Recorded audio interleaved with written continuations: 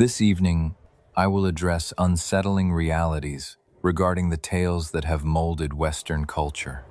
Within the medieval records that safeguarded Arthurian lore, nestled between the decorative initials showing armored knights and the poetic lines extolling knightly virtues, there are accounts that alter our perception of Camelot.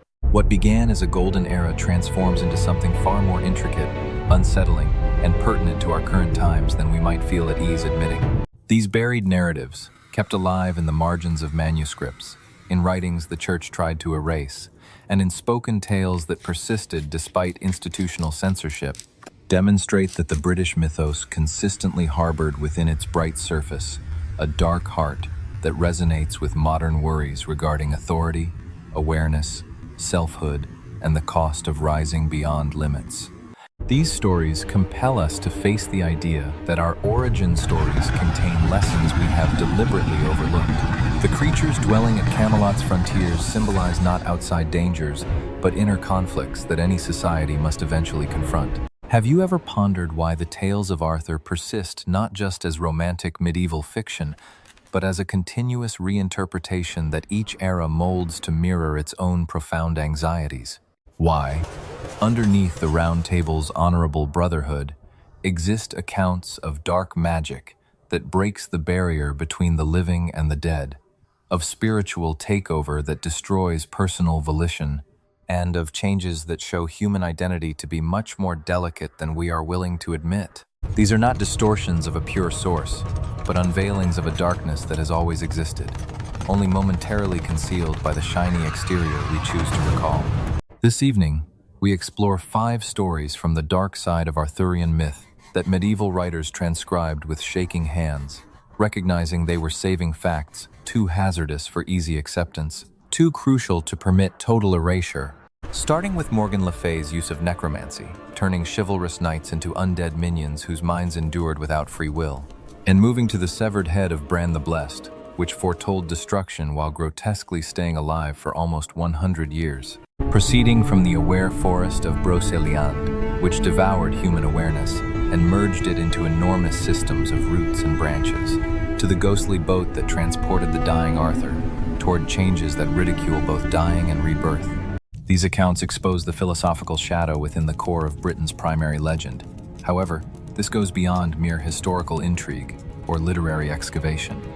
These medieval terrors foreshadow present-day issues with such accuracy that it implies either a gift of prophecy or an awareness of recurring themes throughout societies and eras. When we look at Morgan's mechanization of human awareness, we see reflected our modern discussions on synthetic intelligence and the essence of free action.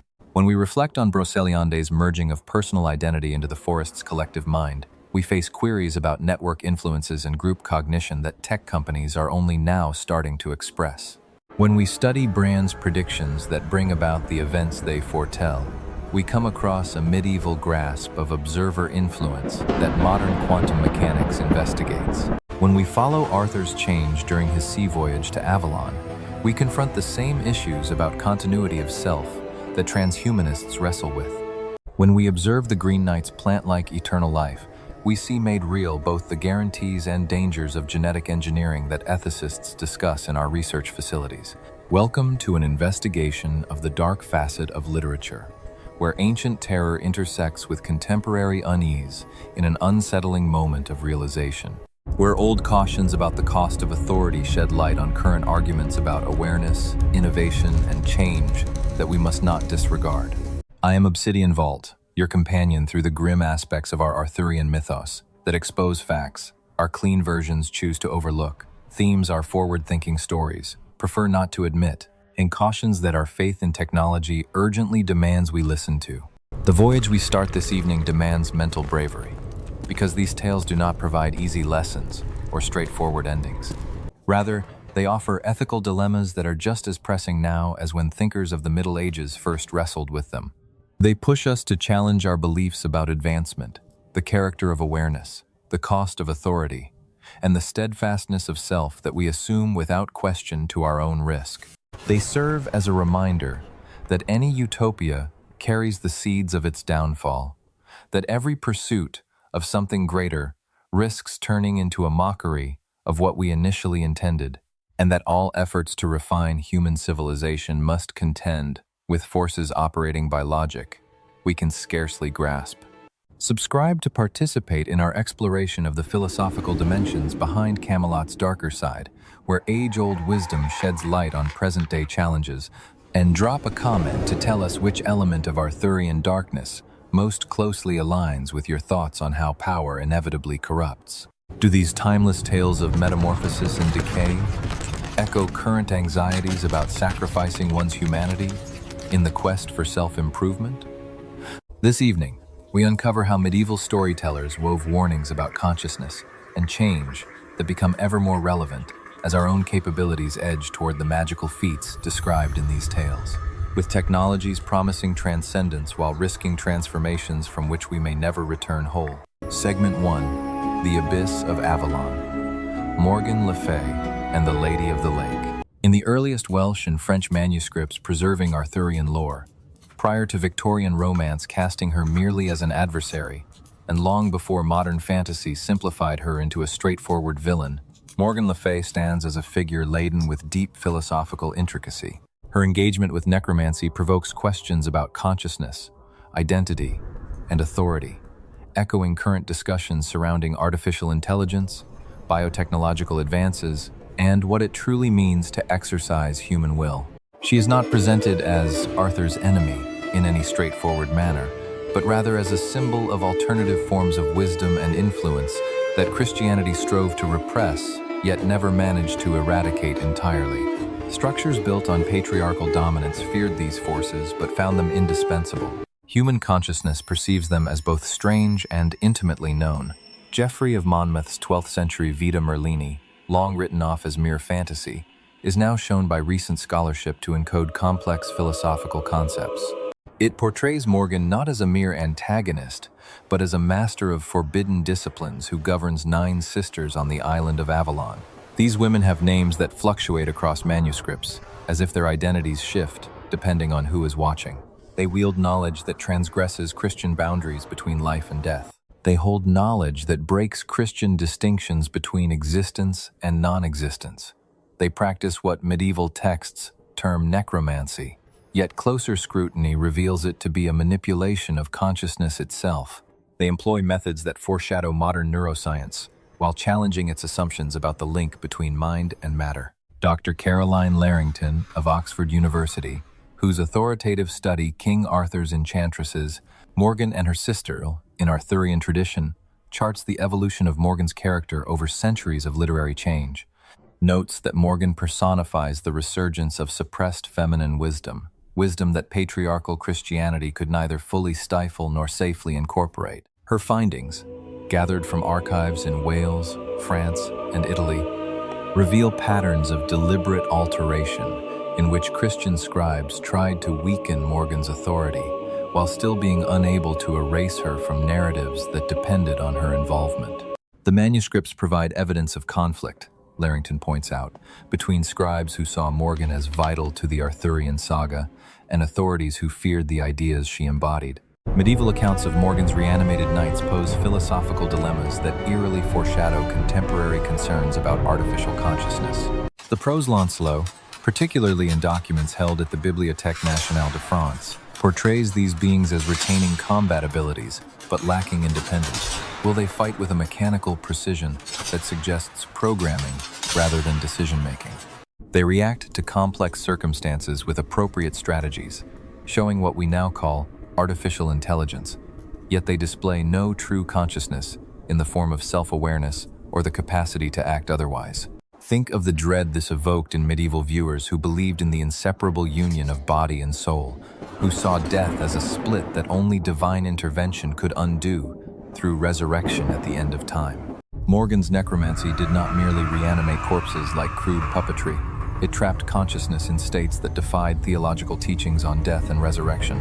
Her minions occupied a borderland between life and death that challenged binary views of existence itself, suggesting categories far more fluid than comfortable religious doctrine could tolerate. The Vulgate cycle reveals unsettling specifics about the mechanics of Morgana's necromancy. Rather than bringing the dead back to life, she crafts a new type of being, one that keeps some elements of awareness while discarding others. The knights she resurrects still hold on to their procedural memory.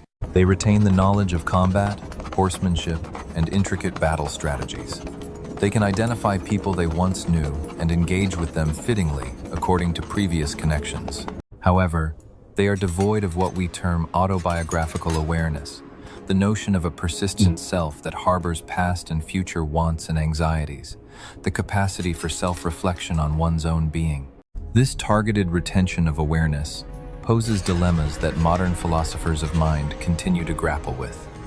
Which facets of consciousness are crucial to personal identity? Is it possible for abilities to exist apart from the individual who wields them? Though medieval scholars did not have our terminology of neuroscience and cognitive theory, their insights into distributed consciousness and the modular nature of the mind turn out to be impressively advanced. Morgana's necromantic art functions by breaking consciousness down into separate utilitarian parts and reviving only those that fulfill her objectives. The dynamic between Morgana and the Lady of the Lake introduces additional philosophical nuance that the majority of contemporary adaptations overlook or reduce to simpler terms. Harvard's Professor Elisa Marie Pupa, whose work on aquatic imagery in Arthurian legends has uncovered meanings that had gone unnoticed, contends that Morgana and the Lady embody two sides of female dominion over change and awareness, forces that medieval Christianity deemed both essential and fearsome. Her study of illustrated manuscripts reveals that these personages are frequently portrayed with symbolic features, implying they are manifestations of one unified power instead of distinct beings. Morgana is linked to still water, which retains but taints. The Lady, in contrast, is tied to moving water, which alters but wipes away. The Lady of the Lake bestows Excalibur, yet she exacts a price that accumulates over lineage, weaving webs of obligation that ensnare whole family lines. In particular, she demands the head of Balin Savage, which according to medieval accounts she preserves in a sentient state for divination, employing the mind held within separated tissue as a kind of calculating engine to interpret data through time. This tidbit frequently left out of modern adaptations because it unsettles our neat classifications, exposes the grim trade-offs of authority in Arthurian myth, where nothing given comes without a concealed price, and where awareness itself serves as tender in exchanges between mortal and supernatural forces. Even more unnerving specifics regarding these aquatic entities appear in the Welsh lore recorded within the Red Book of Hergest. The Lady does not merely hand Arthur Excalibur. She ties him to a duty that stretches past the grave, forging a bond between ruler and realm, channeled by a sword that is both a concrete weapon and an abstract agreement. Should Arthur violate his pact with the land via transgression or defeat, Excalibur's might wanes, which implies circular connections among ethical condition, governing power, and mystical strength, functioning through processes that medieval writings portray in language that foreshadows modern cybernetics. Share your perspectives in the comments on how Morgana's alteration of living knights into mindless drones mirrors present-day anxieties regarding automation and AI. Can you perceive similarities between her undead governance and current worries about algorithms steering human actions? In what manner do ancient insights into awareness and dominion inform ongoing discussions about autonomy in an era of behavioral forecasting and alteration? Dr. Helen Cooper from Cambridge, whose research titled The English Romance in Time transformed our comprehension of chronological frameworks in medieval stories, describes Avalon as a location where straightforward cause and effect collapses, where curing and hurting are impossible to separate because each entails a change that defies normal sequences of cause and outcome. According to her, Avalon operates as a realm where time flows in an unusual manner, where yesterday and tomorrow coexist at once. A place where awareness can be safeguarded, modified, or reassembled following principles that the human mind can sense but never entirely grasp. This intricate temporality of Avalon warrants further scrutiny. According to medieval writings, this location is portrayed as one where years feel like mere days in the outside world, or alternatively, where brief moments extend into what seem like centuries for the visitor. Such temporal distortion goes beyond mere folklore. It delves into a deep inquiry about the connection between awareness and the passage of time. Should consciousness be separated from ordinary temporal progression? What implications arise for the concept of self? Do we exist as unbroken entities? Or are we merely a collection of instances linked together by the deceptive thread of memory?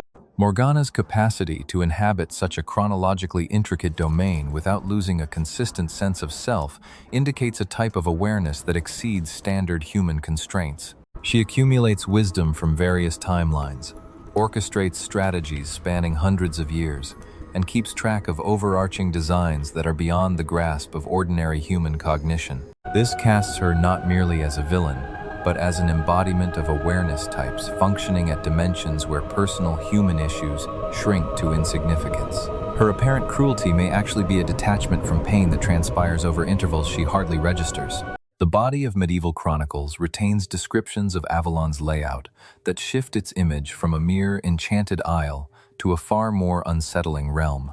Avalon is situated partly beyond conventional spatial boundaries, reachable solely by certain routes that vary according to the pilgrim's inner condition. Certain accounts refer to it as a chain of islands, each symbolizing a distinct facet of metamorphosis.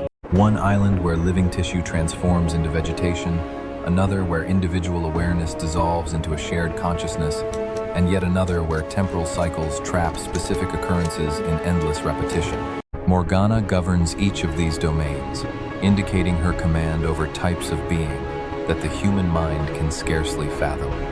This leads us to the core dread underlying Morgana's part in the Arthurian tales. She presents a cure that alters, wisdom that taints, and authority that binds. The pledge to restore Arthur on Avalon harbors connotations that medieval people felt instinctively, yet contemporary audiences frequently overlook. Being cured by Morgana entails undergoing modifications that keep one alive, but thoroughly reshape one's essence. The Arthur who could return from Avalon following her treatment would bear the monarching appearance and recollections, yet would be fundamentally altered at depths beneath conscious perception, into a being that fulfills ends incompatible with human morality. Medieval manuscripts retain narratives of knights who ventured to Avalon for recovery and came back transformed. These knights preserve a surface-level identity. They recall their names, acknowledge relatives, and can detail their past experiences. However, people close to them describe profound changes beneath the exterior. They cease to have dreams. They display neither dread of mortality nor any strong investment in living. Their acts of bravery are executed devoid of enthusiasm or self-respect.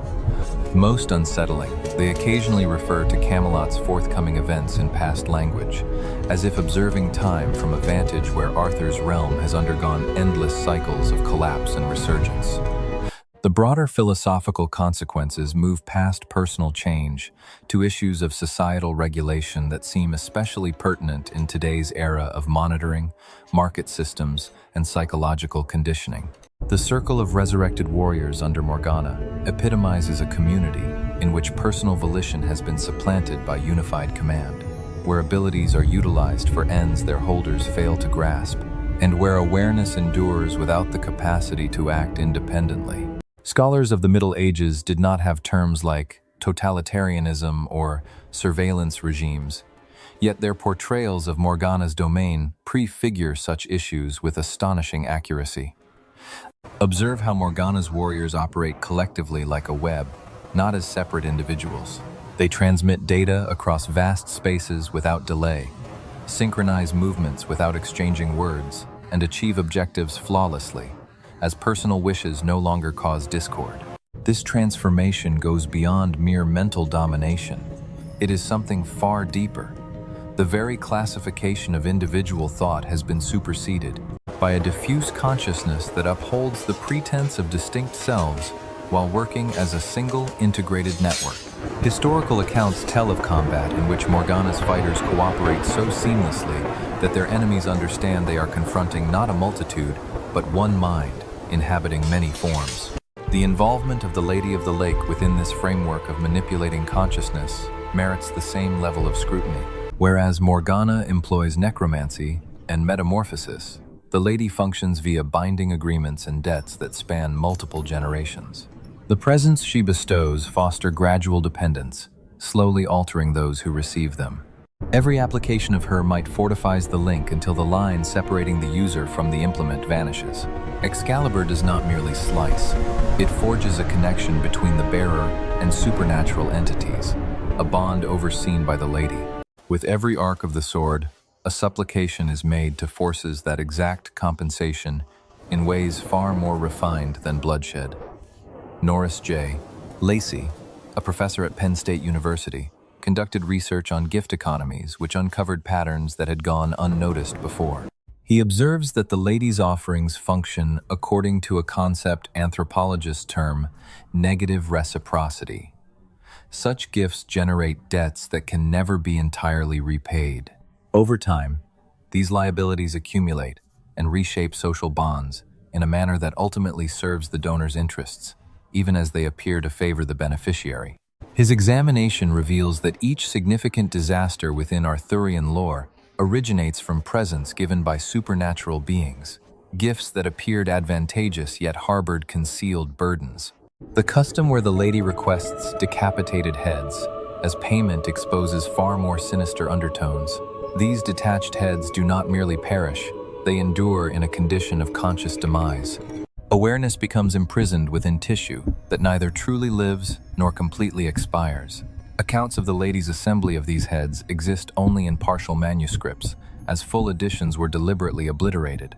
This implies that she reaps awareness itself as a commodity, employed for ends that authors from the Middle Ages could merely allude to. Certain codices recount murmurs, arising from her waters during still nights, multitudes of voices belonging to those whose heads she took, uttering prophecies that bring about the very futures they foretell. This politics of death regarding consciousness poses the question: who is permitted to genuinely perish, and who is compelled to linger in conditions suspended between vitality and expiration? Additionally, it inquires into who governs the thresholds, separating being from annihilation, a theme that permeates our myths and more somber customs.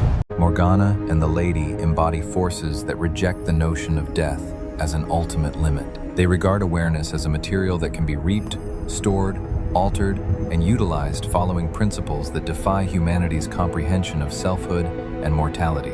Hit the subscribe button to delve into the profound ramifications of how authors from the medieval era employed Morgana and the Lakes Lady to probe issues of awareness, authority, and change questions that become increasingly pressing as our technology edges closer to the powers depicted in these narratives. What transpires when dominion over existence and expiration shifts from the realm of sorcery to that of technology?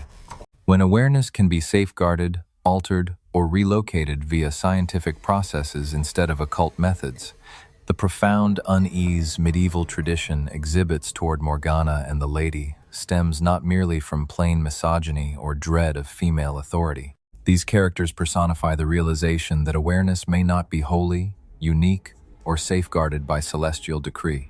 Instead, it could be a pliable asset, vulnerable to mechanisms of domination that transgress all preconceptions of human worth and selfhood.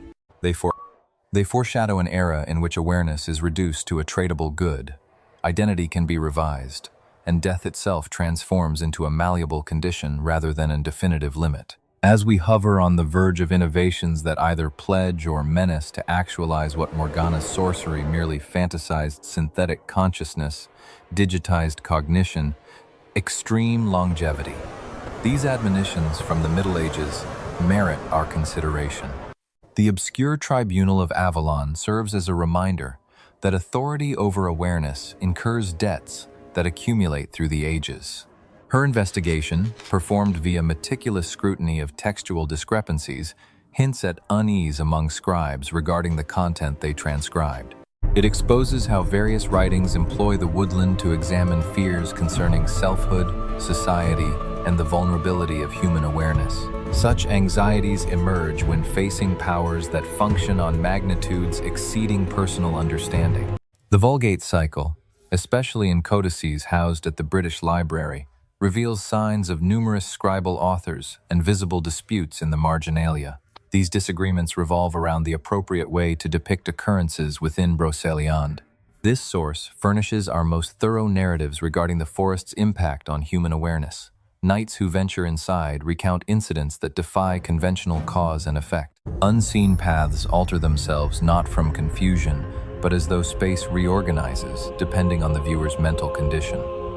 Distances grow or shrink based on moral significance instead of literal length. Within the forest's core, time moves in its own rhythm, causing nights to stretch into ages and days to surface, only to reveal that centuries have slipped away. Their faces showed dreadful relief, as though yielding to a transformation they had only delayed. This forces unsettling inquiries regarding free will and the self. If Breland is capable of shifting consciousness beneath the threshold of awareness, generating urges that seem like genuine wishes, what does that imply about the fragility of human identity? Though medieval scholars didn't have our terms for neuroscience or cognitive manipulation, their sense that consciousness could be tampered with as a system was astonishingly prophetic. The woods reveal that our sense of a singular, cohesive self may actually be a transient assembly of parts, one that outside forces, following entirely distinct rules of order, can rearrange. Hit subscribe to discover how fears from the Middle Ages concerning mind and metamorphosis in Brosland foreshadow today's worries about technological alteration of human thought, as we create brain-computer links, neural upgrades, and networked intelligence. What lessons do these old cautions offer regarding the cost of rising above our individual awareness? Princeton's professor Sarah Kay, known for her research into medieval connections between plants and people that has unlocked fresh understandings, views Brosland as a domain where medieval authors tested fears about human uniqueness, fears that were too dangerous to state plainly using religious language. What cautions could his state provide concerning modes of endurance that keep consciousness intact but drastically change its essence? The legend that Bran's head ended up buried beneath what later became the Tower of London pointed toward France to shield Britain from attack, layers political and metaphysical meaning onto the philosophical terror. Bristol University's Dr. Helen Fulton, whose investigations into rule and otherworldly authority in medieval Welsh texts are now essential, contends that this portrays rulership as persistent sentience, a guarding through perception that goes beyond one person's lifespan, a force that functions via informational structures instead of brute strength. Yet a closer look at the writings points to a far more unsettling reading, a change that maintains who someone is while dramatically changing what they are. He goes on with his analysis. The different versions of the text show a steady theme. Copyists had trouble depicting Arthur's condition because it broke the very categories their worldview relied on. Is he deceased? Not precisely. Is he living? Not in the usual way. Will he come back? Indeed. Yet whatever comes back might share only a surface likeness with the one who left. The three queens traveling with Arthur, commonly named as Morgana Le Fay, the Queen of North Wales, and the Queen of the Wastelands, though other manuscripts offer alternative names or hint these are roles. Not persons embody a triple goddess archetype that existed before Christianity reached England. Dr. Caitlin Matthews, whose studies of Celtic myth within Arthurian tales supply essential background for grasping what these characters really mean, claims these entities represent a female authority over change, a power that functions beyond male-structured dualities like good versus evil, life versus death, or healing versus hurting. These beings neither rescue nor condemn Arthur. Instead, they alter him following rules that human concepts of right and wrong cannot judge. Accounts from the Middle Ages stress perceptual abnormalities during the voyage, indicating a crossing through transformed mental states, not just physical travel. Le Morte d'Arthur depicts water that appears both fluid and frozen at once, holding up the boat yet not hindering its glide. Aboard the craft, time acts strangely. Brief instants feel like hours in personal experience, even as clock time scarcely moves. Or the opposite. The trip seems short, yet ashore entire years go by.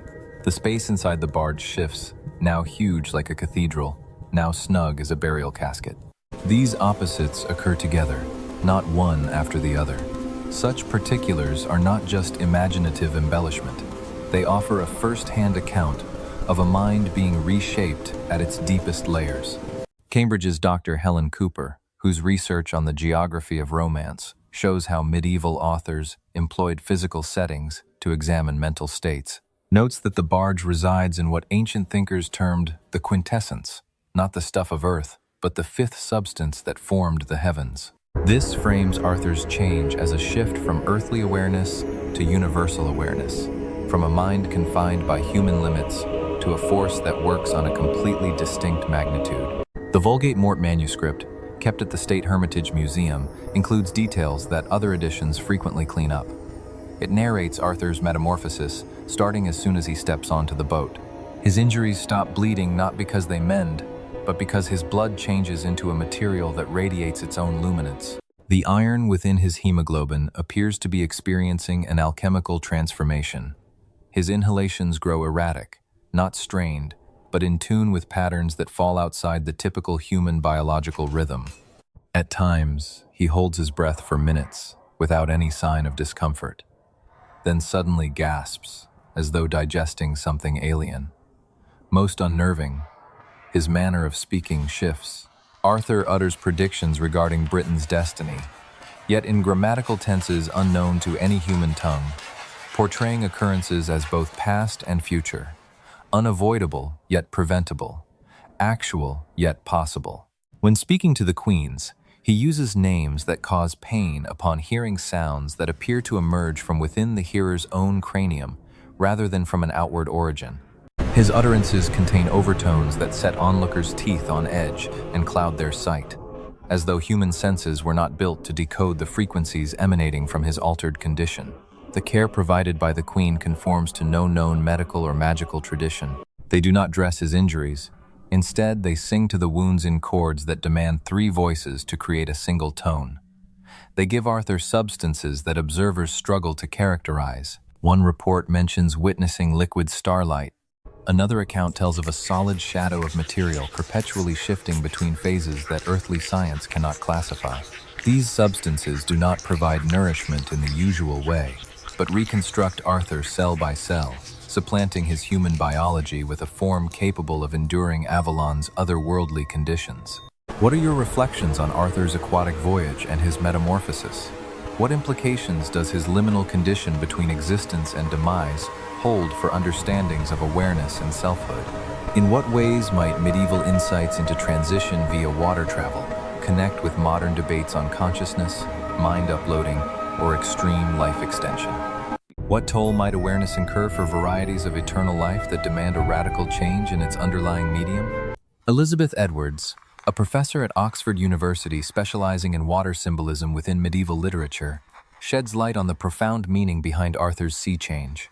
She points out that, in medieval philosophy, water embodies the original matter, the unformed essence from which all shapes arise, and into which they dissolve. Arthur's journey across the water implies a return to a primeval condition, then a reassembly into a shape tailored to Avalon's needs. This is not about death followed by rebirth, but an ongoing change through phases that encompass both yet belong to neither. The landscape of Arthur's passage cannot be charted, as his vessel moves through regions situated betwixt ordinary places. Various manuscripts recount that onlookers spotted the boat at the same moment from diverse viewpoints. Every witness noted a distinct direction of movement. Some observed it moving westwards, towards the mythic sunset realm of the departed. Others claimed it sailed north into Hyperborean territories. Yet more accounts depict the boat sinking under the waves or rising into the clouds. These inconsistencies hint at travel through intersecting dimensional planes that our senses cannot align. The water as a transformative agent warrants scrutiny. In medieval reports, observers uniformly deem it unnatural, not tainted or hazardous, but governed by alternative physical laws. It holds the boat without causing any displacement, as if surface tension functions on a macroscopic level. Its hues traverse ranges containing colors beyond linguistic expression. This compels observers to use blended metaphors, waters that resemble the tone of bells, waves that carry the scent of starlight, and streams that appear as audible melodies. Creatures glimpsed beneath the surface display anatomies that break bilateral symmetry, indicating an evolution within a realm where disparate physical principles favored other structural designs. Ruka Radulescu, a doctor from Bangor University whose studies on Arthurian death sequences throughout European folklore uncover steady motifs under diverse appearances, contends that Arthur's boat ride, embodies a medieval insight regarding awareness as a template, movable across different mediums.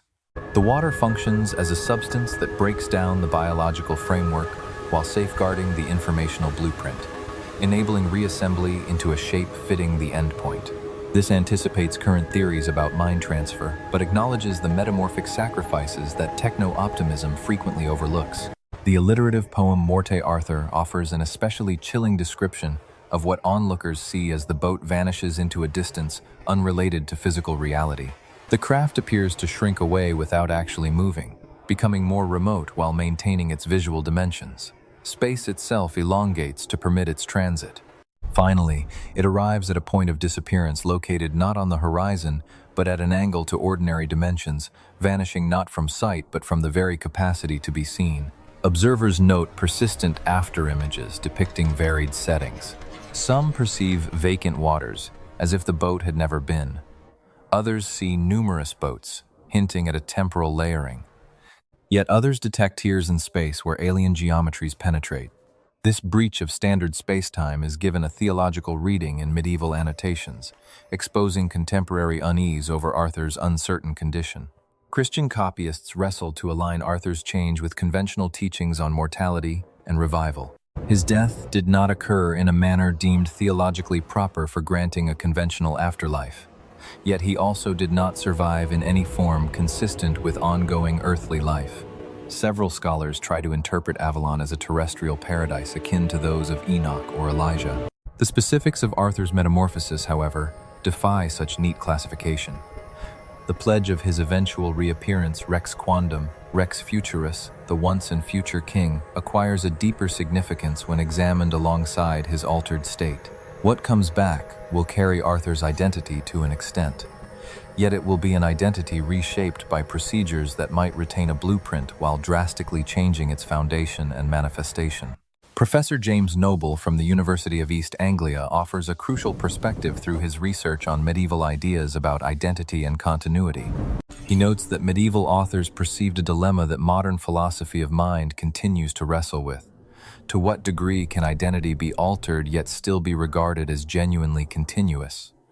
Arthur's return assures ongoing pattern without consistent substance, a persistent role rather than an unchanged person, a continued function apart from its original form.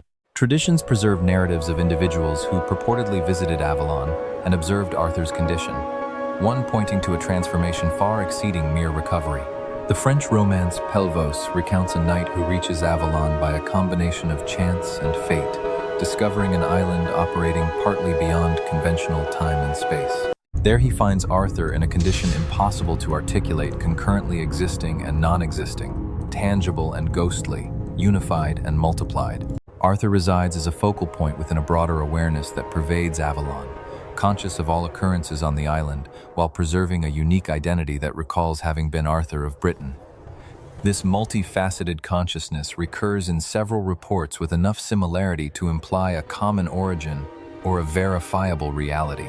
Arthur maintains his recollections, character attributes, and direction in life, yet manifests them via a platform that transcends ordinary human awareness.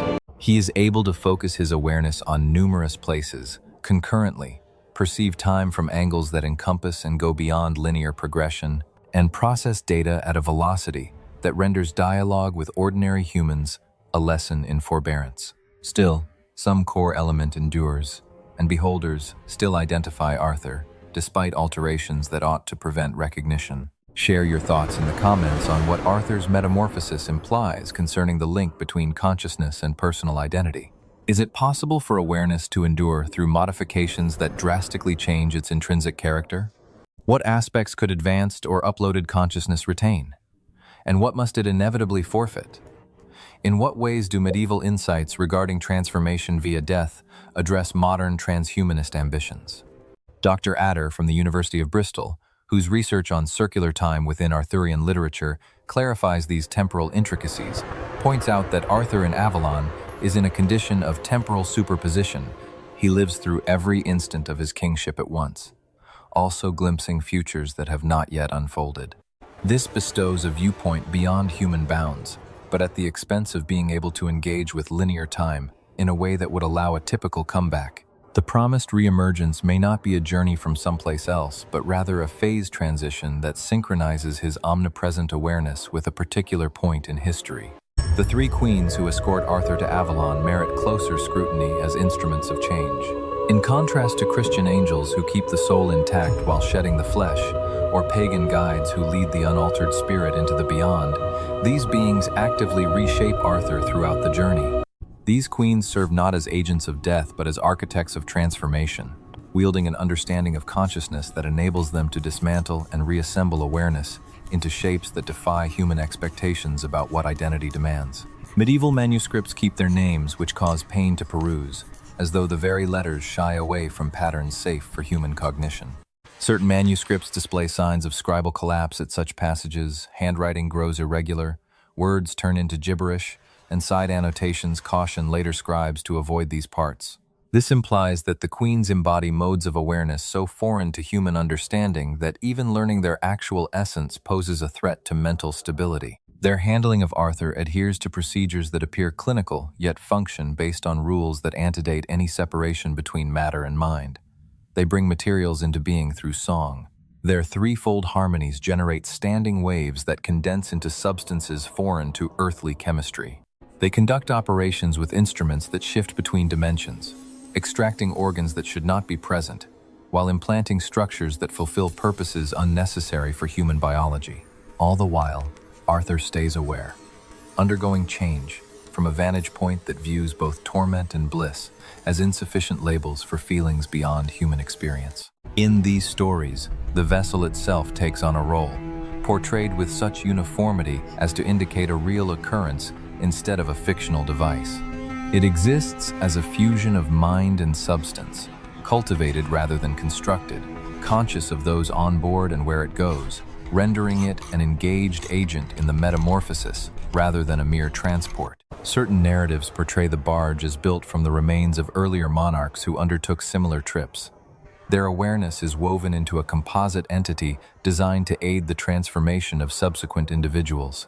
This self-referential theme, altered consciousness, serving as a conduit for altering other minds, pervades Avalon's lore.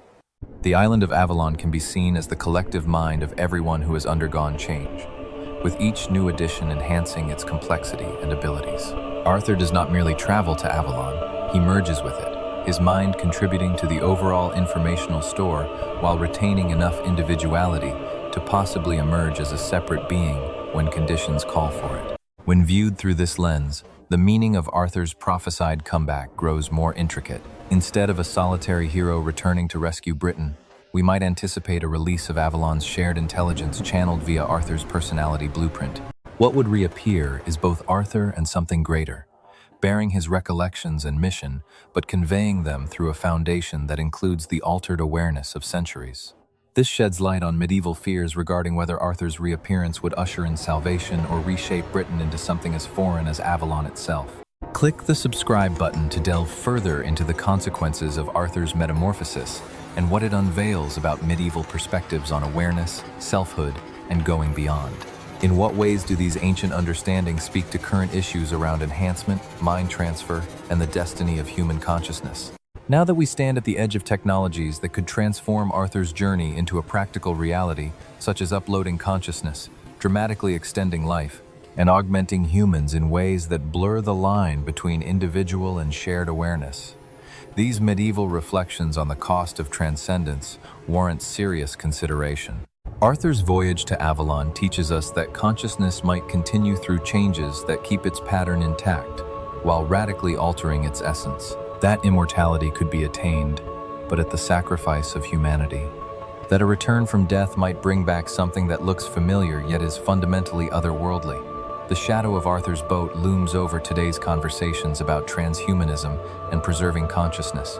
Every plan to transfer minds into digital realms, to boost human consciousness via technological methods, to achieve immortality through change rather than simple preservation, resonates with the echoes of those three queens singing Arthur into a new mode of being. The issue is not whether such transformations are feasible. Arthur's legend suggests they are, but rather whether what results has enough connection to what was lost to justify the cost of the crossing. Part 5. The Ordeal of the Green Knight. a mockery of death. From the dark winter of Arthur's court, where fire held back more than cold and Christian rituals could barely restrain ancient forces, stepped a being that demolished comfortable assumptions about existence, mortality, and the divide between humanity and nature. The Green Knight entered Camelot not simply as a challenger, but as a representation of powers that existed long before and would endure long after human civilization entropy, wearing a mask of politeness, nature's verdict dressed in a parody of knightly behavior. His arrival turns a celebration into a cosmic test, where humanity's claim to rule over the natural world encounters a challenge that exposes its core absurdity. The Pearl poets Sir Gawain and the Green Knight, that work of medieval psychology and philosophy hidden in a romance, provides our richest examination of this figure who dwells at the crossroads of human and plant, consciousness, life and death, culture and nature. Yet the Green Knight appears throughout our heritage in shapes that imply a meeting with a genuine phenomenon rather than a fictional creation. A recognition that awareness might show up in forms that defy human categories, that death might be a local rule rather than a universal truth, that nature might possess a consciousness that evaluates human civilization and finds it lacking. Dr. Caroline Larrington of Oxford University investigates the Green Knight across various European traditions. Her study reveals consistent patterns beneath surface differences and contends that he embodies nature's critique of culture's arrogance. It shows that divisions like life and death, human and natural, honor and survival, are arbitrary constructs that the wider reality need not obey. Her research demonstrates how different stories struggle to confine the Green Knight within typical narrative frameworks. His mere existence creates disruptions in tales that attempt to incorporate him. The decapitation game that forms the core of his challenge carries implications that go far beyond a mere test of courage. This is a philosophical probe into the assumptions that human consciousness relies on for stability. When Gawain's axe separates the Green Knight's head from his body, creating a wound that ought to end consciousness according to all known biology and theology, both parts stay active in ways that suggest not magical animation, but rather a revelation that death, as humans perceive it, might be a narrow misunderstanding of a more intricate reality. Professor J.A. Burrow of Oxford has written on Ricardian poetry that sheds light on the philosophical depths these texts explore. He observes that the Green Knight surviving decapitation implies consciousness operating on principles different from what human biology assumes is necessary. His laughter while holding his own severed head shows not only a physical impossibility but a cognitive one, awareness persisting through a state that should preclude it, joy experienced under conditions that should only bring an end. Medieval audiences would have found the Green Knight's plant-like appearance especially disturbing given their era's beliefs about the great chain of being, which placed humans above plants in the hierarchy of consciousness. His green skin is not decorative. It suggests a fundamental biochemistry based on photosynthesis rather than metabolism. His beard contains actual leaves that respond to his emotions. Oak leaves appear when he is angry, willow during thought, holly during the cruel amusement he shows at Camelot's distress. His blood, when shed, exhibits properties of both hemoglobin and chlorophyll, creating stains that grow instead of fading. The challenge he presents operates on several levels at once. At a superficial level, it appears as a straightforward trade, one strike for another, a seemingly equitable challenge meant to gauge bravery. But a closer look uncovers a snare built from humanity's flawed beliefs about death and fairness. The Green Knight, aware that his own kind can endure beheading, exploits Gawain's mortal limitations. Yet even this interpretation fails to grasp the true dread beneath. The real aim of the challenge is not to examine Gawain's worth, but to plant a seed of realization about nature's verdict on mankind's arrogance, believing culture can grant transcendence. Dr. Sarah Kay from Princeton, whose research explores interactions between humans and flora in medieval texts, unveils fresh ways of interpreting the story. She views the Green Knight as an outburst of botanical awareness breaking into human experience. It serves as a stark reminder that other living beings follow their own purposes, utterly indifferent to human notions of honor, redemption, or advancement. By confronting Camelot, the Green Knight forces a question. Is human awareness a triumph or a deviation within the larger system of life on Earth? The year and a day interval between the first strike and its repayment is designed to instigate change. Far from being a random pause, this stretch of time is a crucial gestation phase for the transformations triggered by the Green Knight's appearance, particularly for those who observed his unnatural recovery. Gawain, along with others, begins experiencing dreams filled with plant life and feels as though their skin undergoes photosynthesis under the sun. They somehow grasp the chemical signals exchanged among plants, information that ordinarily lies beyond human comprehension. The meals at court start to seem foul, as a new perspective takes hold, one that makes eating other living creatures feel deeply troubling. This narrative reflects on how the Green Knight's plant-based immortality echoes modern concerns over genetic engineering, uploading one's mind, and a post-human age. What might his blithe willingness to be beheaded indicate about types of awareness capable of surpassing human bounds? What can medieval anxieties over human-plant hybrids teach us about today's arguments regarding augmentation and metamorphosis? The trek to locate the Green Chapel leads Gawain across terrains that mirror the changes occurring within him. He passes through wintry woodlands that ought to be lifeless, but exhibit unnerving signs of energy. Blossoms push up through snowdrifts. Trees produce fruit in the heart of winter, and moss arranges itself in deliberate patterns rather than haphazard scatter. These strange occurrences grow more extreme the closer he gets to the chapel, hinting at an influence emanating from the consciousness that the Green Knight either embodies or answers to. The castle of Sir Bertilac Gawain's resting place, before his ultimate meeting, functions as a domain of allure that operates on a biological level, not just a moral one. The efforts of Lady Bertilac to seduce him involve chemical signals that influence him at a cellular degree. Her attractiveness is depicted using language reminiscent of camouflage that evolved to take advantage of human sensory vulnerabilities. The hunts that unfold alongside her bedroom visits expose links between human and animal awareness connections that nightly codes try to negate, but our physical senses recognize. Jill Mann, a professor at Cambridge whose feminist interpretations of romances uncover overlooked motifs, contends that Lady Bertilac embodies the alluring offer of unity offered by nature. Such unity demands giving up the hallmarks of culture that separate humans from beasts. The green belt she gives, which safeguards life, works not through enchantment, but by rendering the wearer partly indestructible, using the same biological processes that let the Green Knight survive, thereby crossing the lines between species. The Green Chapel itself stands as a piece of anti-architecture, defying human ideas about holy sites. Its description calls it a mound or ancient burial site, either a natural feature or a man-made relic so worn by time it blends into the surroundings. It embodies either a construction reclaimed by Earth or Earth itself aping construction, ridiculing human efforts to build. And if the concepts of inside and outside still apply, this space twists Euclidean logic.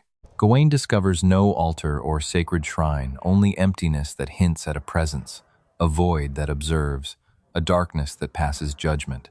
The second decapitation episode uncovers the real stakes of the contest. The Green Knight's axe, detailed with unusual technical exactness for a medieval story, serves both as a weapon and as a surgeon's tool. Its edge appears crystalline, implying it grew rather than being hammered into shape.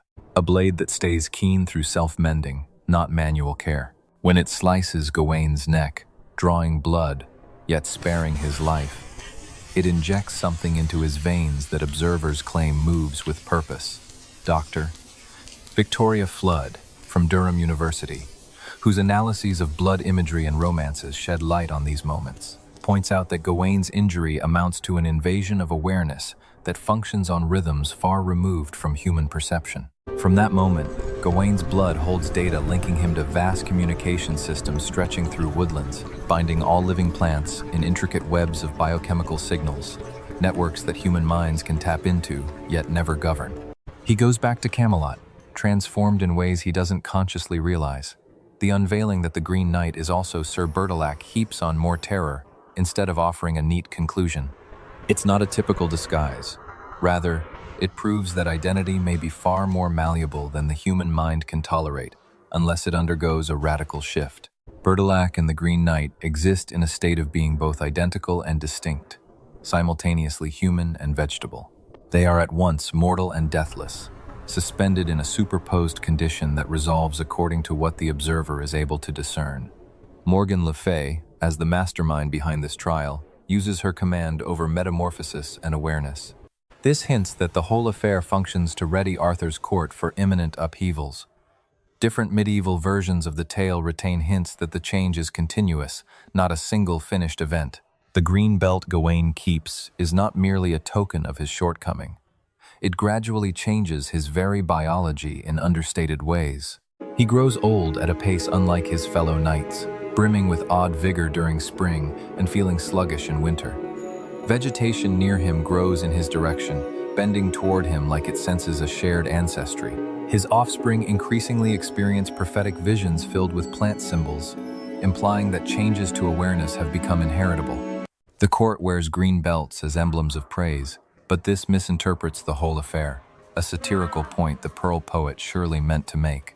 They view the belt as a mere symbol, whereas it operates as a piece of technology, a botanical material that forms a link between human and plant awareness, all while they remain ignorant of its power to change them. This shallow embrace of an outward emblem, while overlooking the profound alteration it signals, exposes humanity's repeated blindness to moments when the very categories that define us are becoming outdated. Ad Putter, a professor at the University of Bristol whose research on identity and romance charts these shifts, notes that the Green Knight symbolizes an evolutionary force bearing down on human awareness. Survival, according to him, may demand the surrender of exactly the traits humans hold dear: selfhood, the dread of dying, and their disconnect from the natural world. The joyful attitude he maintains during his own beheading points to a viewpoint where our fears over death are nothing but a limited, parochial misreading of a far more intricate existence. What the Green Knight's challenge truly exposes is not that Gawain fell short, but that humanity as a whole is inherently insufficient when held to measures that go beyond human boundaries. Passing a trial that demands calm acceptance of losing one's head is impossible for any person, since our awareness developed with ingrained notions of bodily wholeness. The reality of the Green Knight contradicts those very notions. The true terror isn't about failing. It's the realization that succeeding would mean giving up what it means to be human in any real way. This ties into larger motifs across Arthurian stories, where meetings with supernatural beings expose the boundaries of mortal perception, boundaries that no amount of virtue, bravery, or ability can break through. The Green Knight does not stand against the ideals of Camelot. Rather, he trivializes them by acting under rules that strip chivalric exploits of any significance. Of what value is bravery to an entity that treats losing its head as a trivial bother? How can honor keep its meaning when even the self can be transformed? Why chase after honor as defined by humans when alternative modes of awareness suggest that our own consciousness could be merely temporary, not ultimate? Join us to investigate how medieval authors employed the Green Knight to delve into worries about the natural world, awareness, and what it means to be human concerns that echo today's environmental debates and transhumanist questions. What prospects and cautions does his plant-like undying nature bring as we confront climate shifts and biotech that mix the lines between human, natural, alive, and synthetic? The importance of the Green Knight goes past just one meeting. He embodies nature's calm verdict on human society. Showing up at Camelot amid a Christmas celebration marks a high point where Christian rule tries to dominate pagan wilderness. This shows that everything humans have done to conquer the natural world is only skin-deep and short-lived. The supposed triumph of culture over nature is shown to be an illusion when nature unveils types of awareness that make those cultural wins irrelevant, because nature follows its own completely different understanding of what meaning is. At a time when we are grappling with an environmental emergency that forces us to rethink how humanity connects to the natural realm, the Green Knight's ordeal strikes a chord with renewed intensity. His proof that awareness can appear in ways that break our expectations, that dying might be just a human-centered bias instead of a rule of nature, that the natural world has its own plans that are indifferent to our ideas of advancement or redemption, hits home with today's understanding.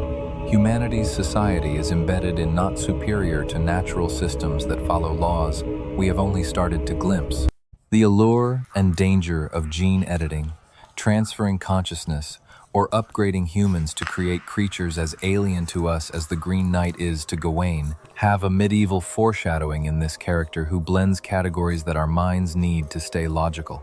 His plant-like eternal life hints at prospects that both appeal and horrify, escaping death by undergoing a change that gives up all the things that give death its purpose, an improvement that keeps the body alive but drains it of any human meaning.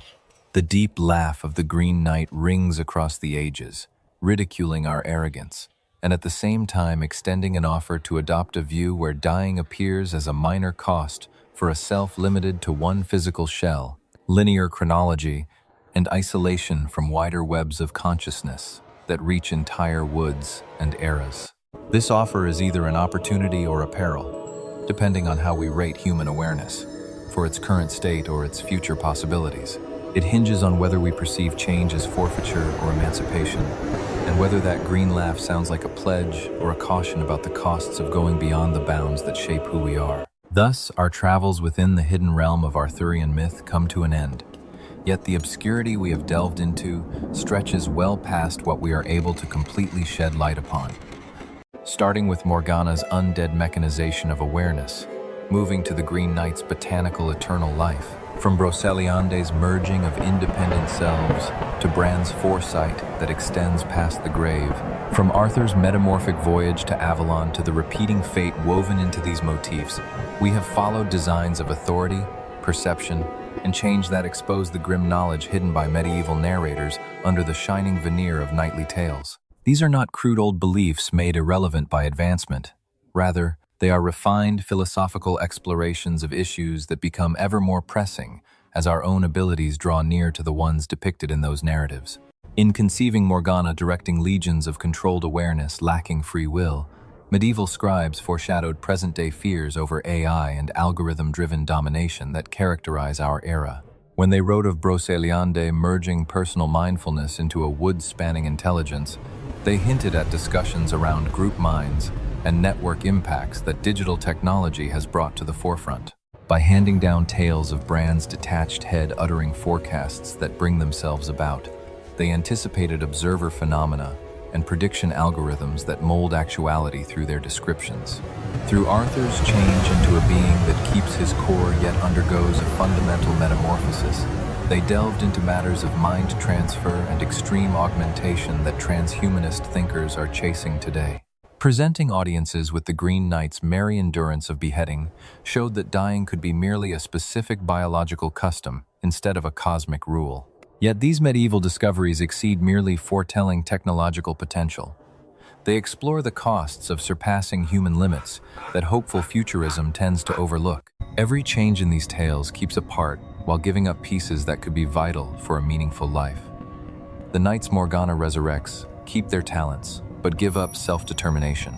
Those mixed into Broceliande obtain broader consciousness at the cost of personal selfhood. Bran gains all-seeing prophecy while losing physical form. Arthur gets eternal life, but in a shape that might be too strange to truly come back. The Green Knight exemplifies a mind that goes beyond death, but follows principles that do not align with human well-being. The hidden council of Arthurian shadows still convenes unnoticed on the fringes of our gleaming, tech-driven society. Their discussions embed cautionary messages about kinds of power that corrupt via transition rather than through plain ethical decline. These narratives serve as a reminder. Consciousness stays deeply enigmatic, no matter how much we claim to comprehend it. Our sense of identity may be far more delicate than we realize. Death could fulfill purposes that only become clear once we've done away with them. Perhaps our limitations are not flaws, but essential components in the grander progression of consciousness. From Cambridge University, Dr. Helen Cooper, whose lifelong analysis of Romance literature has uncovered cross-genre patterns, notes that the grim elements within Arthurian tales contain an acknowledgement. Human consciousness is perpetually in conflict with forces that function on dimensions we can scarcely grasp. This shadow court doesn't pose an outside danger. Rather, it embodies the inner conflicts found in any order striving for transcendence via dominance. Each Camelot inevitably spawns its own Mordred. All pursuits of flawlessness prepare the ground for absolute decay. Each effort to break past human boundaries endangers the very thing that gave that pursuit its value. The recurring cycle of Arthurian downfall, the constant recurrence of forces building and wrecking Camelot, reveals a deep truth about the interplay between consciousness, authority, and metamorphosis. We are reminded by these tales that awareness remains profoundly inscrutable, in spite of our boasts of understanding. Personal identity might be far easier to shatter than we think. Death could carry out roles we only recognize after we've removed them. Our human constraints could be assets, not errors, in the wider development of consciousness. Dr. Helen Cooper from Cambridge, her career devoted to romance literature, revealing patterns that cross genre boundaries, remarks that the darker aspects of Arthurian myth hold an understanding. Human awareness is stretched between forces acting on scales almost beyond our perception, and that ghostly chord is no outer menace. It's the built-in contradictions of any system aiming for elevation by force. Each Camelot gives birth to its individual Mordred. Each search for flawlessness sets up the circumstances for flawless decay. Every try to surpass human capacity endangers exactly what made the attempt desirable. The repetitive pattern of Arthurian disaster, the endless recurrence of cycles constructing and demolishing Camelot, points to a core truth about how consciousness, strength, and change relate to one another. According to the myth, particular arrangements of drive and aptitude unavoidably generate distinct types of catastrophe. Arthur's realm collapses not by chance or from outside assault, but via the unfolding of reasoning hidden within its very beginnings. Camelot has to crumble because Camelot has to arise. It must rise precisely because it must succumb.